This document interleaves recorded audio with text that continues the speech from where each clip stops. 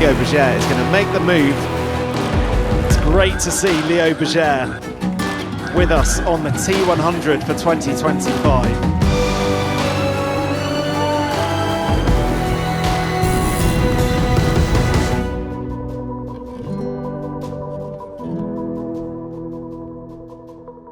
Alors si je dois revenir sur le T100 de Singapour, j'étais vraiment pas du tout confiant au départ de cette course parce que j'avais fait un hiver pas de très mauvaise qualité, mais disons que c'était pas du tout régulier.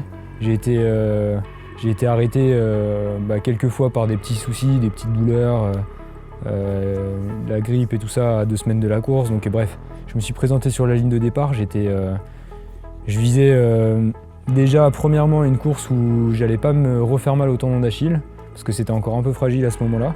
Dans ce contexte-là de confiance au niveau 0, je me suis dit qu'est-ce que je peux quand même faire, qu'est-ce que je peux quand même mettre en place pour faire une course correcte, qu'est-ce qui est à m'apporter, qu'est-ce qui est, que je peux maîtriser en fait finalement.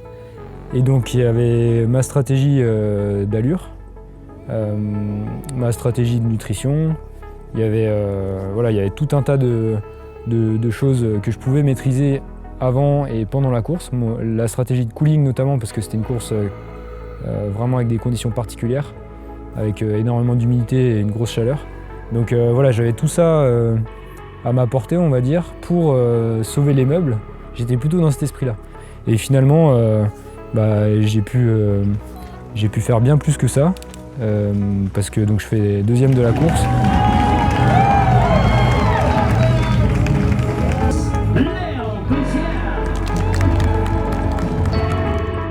Les échauffements, quand il y a des courses très chaudes et humides comme ça, c'est primordial de rester vraiment avec une température corporelle assez basse le plus possible.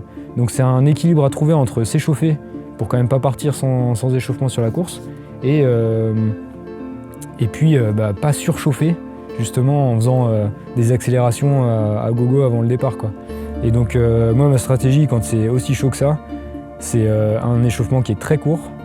Je me mets le plus possible à l'ombre, à la clim s'il y a une salle avec la clim, et je me mouille sans arrêt la tête, j'ai des glaçons sous la casquette.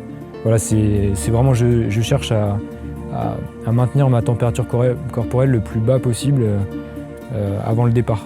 Donc la course en fait la course à la chaleur, elle démarre bien avant le départ finalement. Je prends le départ de la natation, je suis direct dans les 5 premiers. Et l'eau elle est très chaude, elle est à 32 degrés. Et donc c'est déjà une première portion de la course où on peut surchauffer, et notamment, ça a été le cas pour quelques athlètes. Donc c'est déjà un effort qu'il faut bien maîtriser, contrairement à d'habitude où j'essaye de faire la natte à fond parce que de toute façon elle a très peu d'impact sur les jambes notamment pour le reste de la course.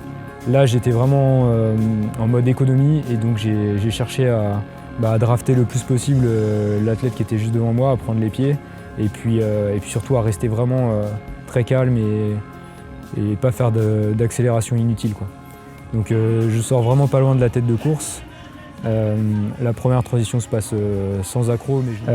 Et puis tout de suite, les Hayden Wild, les gros cyclistes, ils reviennent et ils nous déposent. Et là, ça a été la guerre du positionnement à ce moment-là. Moi, ma stratégie, ça a été de rester vraiment sagement plutôt sur l'arrière du groupe, avec une bonne distance de sécurité pour pas risquer un carton. Et puis surtout pour pas faire des efforts, pour pas faire le yo-yo à faire des minutes à plus de 400 watts et puis après à être sur les freins parce que finalement le groupe il se resserre. Et donc je fais un vélo qui est solide avec une prise de ravitaillement à tous les tours.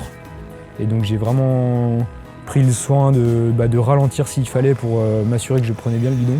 Et donc ça a été vraiment une des clés pour rester au frais la majeure partie du temps, quoi. Je suis juste assez déçu de mon dernier tour en vélo parce que j'ai trop relâché l'effort. Je pensais déjà à la course à pied, vraiment à gérer au maximum l'effort sur la fin du vélo, mais j'ai beaucoup trop géré et on s'est endormi en fait. On était 3 à ce moment-là avec Martin Mandril et Grégory Barnaby Et on s'est vraiment endormis tous les trois et on a vraiment ralenti beaucoup trop. Et donc on a pris un énorme écart en 9 km sur la fin du parcours. Donc sur la partie course à pied, mon objectif c'était vraiment de gérer la première portion de la course. Je m'étais dit au moins pendant 8 km, il faut vraiment essayer d'être le plus facile possible parce que sinon, voilà, par le passé, sur ce parcours-là, avec la chaleur qu'il faisait, on a déjà vu des athlètes complètement exploser et courir vraiment hyper doucement le dernier tour. Donc je crois qu'on était beaucoup à avoir cette stratégie-là, vraiment en gestion sur le premier tour. Et pareil, là au niveau des ravitaux, il fallait vraiment s'arroser dès que possible. Et puis sinon, pour la partie nutritionnelle, j'ai vraiment continué à suivre mon plan habituel avec principalement des gels, uniquement des gels même, sur la partie course à pied. Donc vraiment un bilan super positif de cette course parce que je me suis présenté sur le départ avec la confiance vraiment pas bonne. Et finalement, ça fait une super course, vraiment pleine de bout en bout. Et surtout, ça me redonne pas mal de boost pour la suite.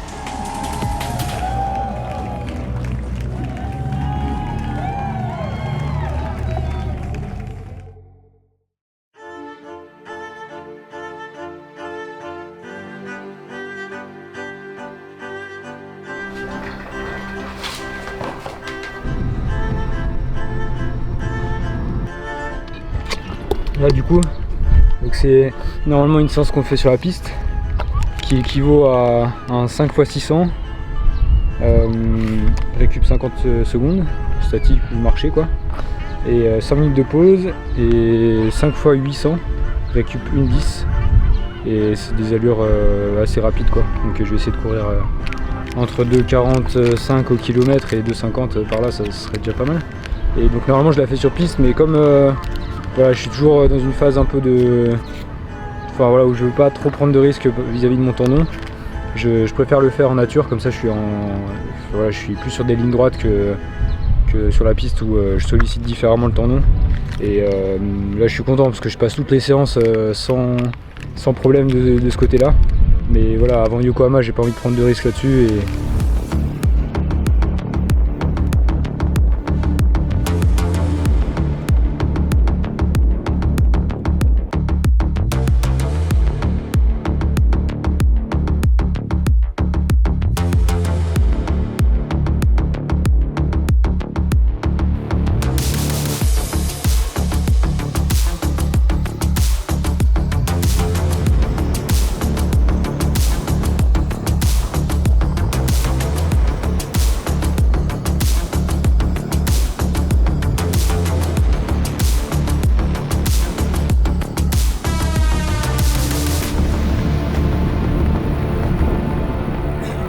Et donc j'ai couru entre 2,44 et 2,45, enfin 2,43, 2,45 les 600 mètres et plutôt 2,48, 2,49 les 800 mètres.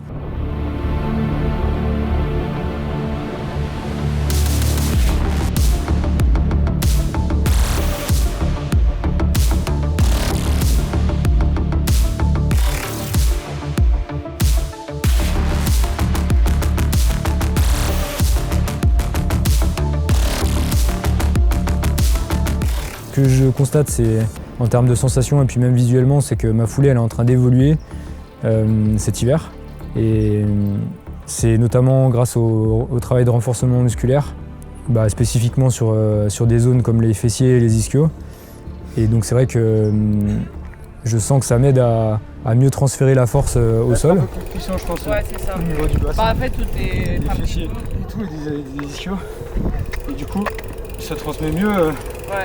Ça transmet mieux à chaque poussée et puis du coup ça fait un peu moins saccadé je pense sur le haut du corps. Donc c'est cool. Bien. Merci. Oui, je m'appelle.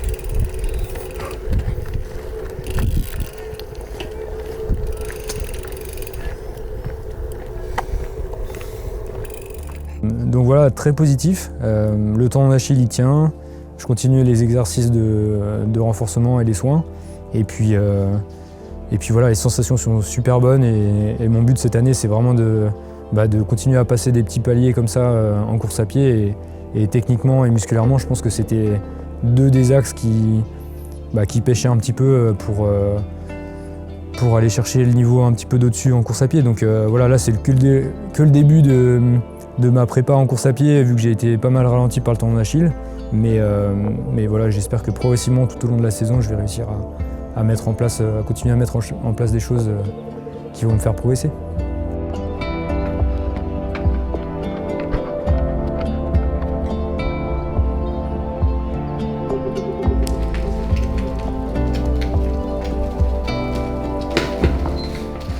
Donc là, programme de la matinée.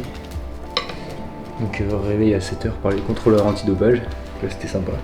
J'étais bien en train de dormir. Et donc c'est souvent le cas avant des grosses compètes là. Donc vu que Yokohama approche, j'ai eu 2 contrôles en une semaine, 10 jours à peu près. Donc voilà, la journée commence. Du coup j'en ai profité pour aller faire un petit footing de réveil quoi, pour m'échauffer déjà avant la séance qui va suivre, parce qu'on a une séance vélo de type critérium, donc on va prendre des virages à fond. Et puis à la fin de cette série de vélos, on va avoir un run-off, donc c'est un enchaînement qu'en gros on va enchaîner à pied. Et on va avoir un 6 minutes allure course, une petite récup et un 4 minutes allure course, donc avec les carbones, avec les chaussures de course pour remettre un peu les chaussures complètes. Et du coup ce matin j'en ai profité pour aller m'échauffer un petit peu pour que quand je pose le vélo et que je pars sur le 6 minutes à l'heure course, j'ai déjà fait un petit peu de course à pied dans la journée pour, notamment au niveau des tendons, que ça fasse pas un gros choc, quoi. Donc voilà, là j'ai fait un petit déj. Avant de courir j'ai mangé déjà 2 tartines, mais bon c'était un peu light. J'ai fait une petite demi-heure, donc il n'y a pas besoin de beaucoup plus, mais là pour le coup avec ce qui va suivre, j'ai mangé un porridge avec du miel et des myrtilles. Et puis 2 œufs avec encore une tranche de pain et une noix de cajou et du parmesan. Et voilà.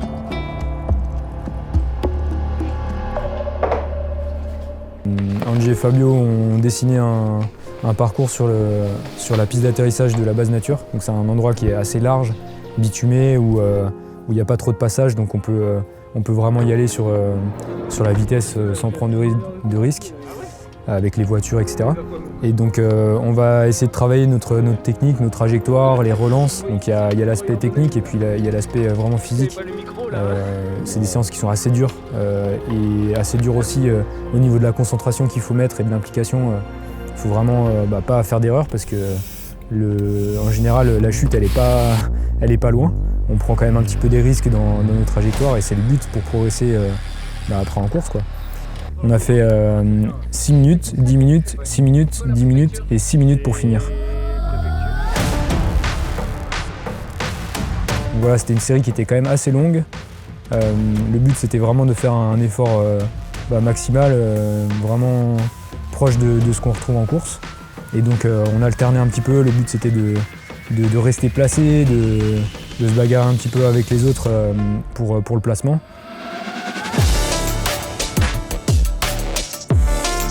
Et voilà, il y a eu des beaux challenges avec le petit Nils là qui a vraiment de la puissance. Donc voilà, c'est intéressant de pouvoir se confronter aux autres parce qu'on a tous des profils un petit peu différents.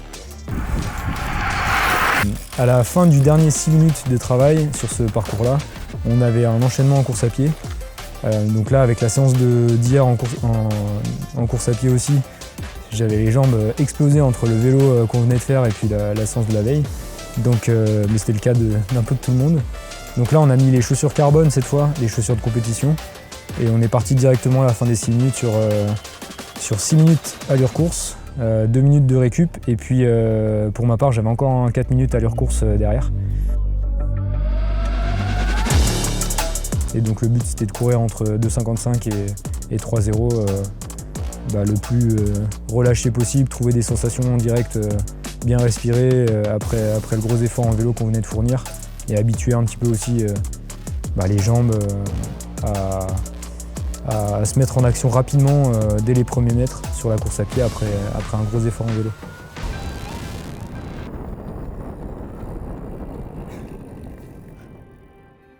Donc là, on est sur une période où il y avait Fabio la semaine dernière qui était présent pour nous accompagner à l'entraînement et il revient dans quelques jours. Et entre les deux, voilà, c'est Angie qui assure le boulot et qui est là pour nous engueuler quand on fait pas bien les choses ou quand on fait pas bien le mouvement. Et donc voilà, c'est important aussi d'avoir Angie et Fabio qui s'alternent comme ça à l'entraînement. Les chiens, filez de là, allez, filez, allez. Shadow, file de là. Hey. Le soleil est bien revenu dans le sud et du coup ça nous a permis de faire déjà quelques sorties en natation en eau libre. Même si la mer est encore assez froide, elle est autour des 15 degrés là actuellement, bah ça, voilà, avec le grand soleil, ça nous permet de faire des bonnes séances.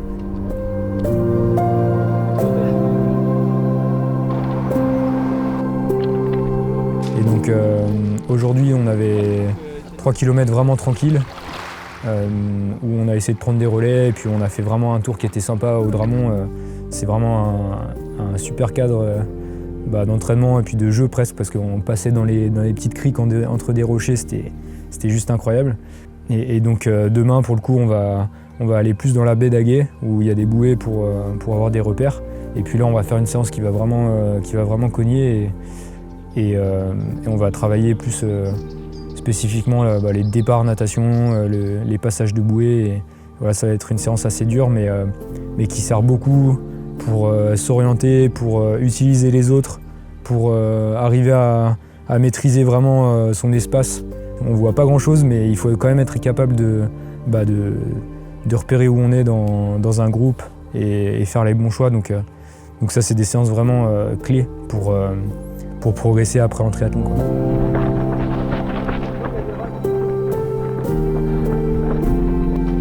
Là actuellement, j'ai la chance d'avoir Marie-Laure Brunet qui est de passage sur Saint-Raphaël pour 3 jours, pour qu'on travaille un petit peu plus en profondeur sur la prépa mentale. Et donc ça lui permet aussi de me voir à l'entraînement, comment je me comporte et tout ça.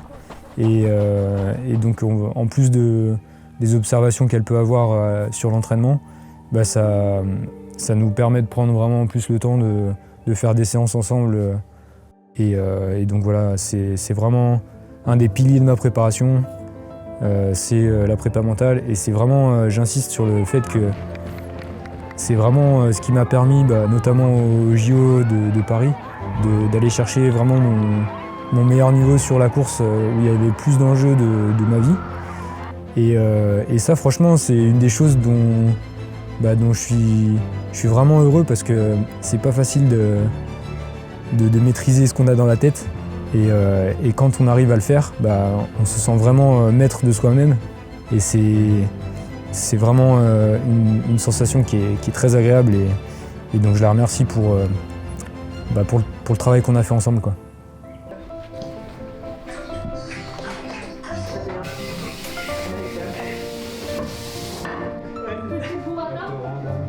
Léo, sort les pistes. avait l'air d'aller Mieux, elle a couru aujourd'hui.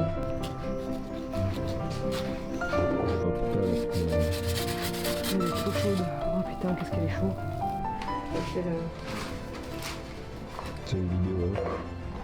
Avant Singapour, j'étais dans un état d'esprit pas très positif, on va dire.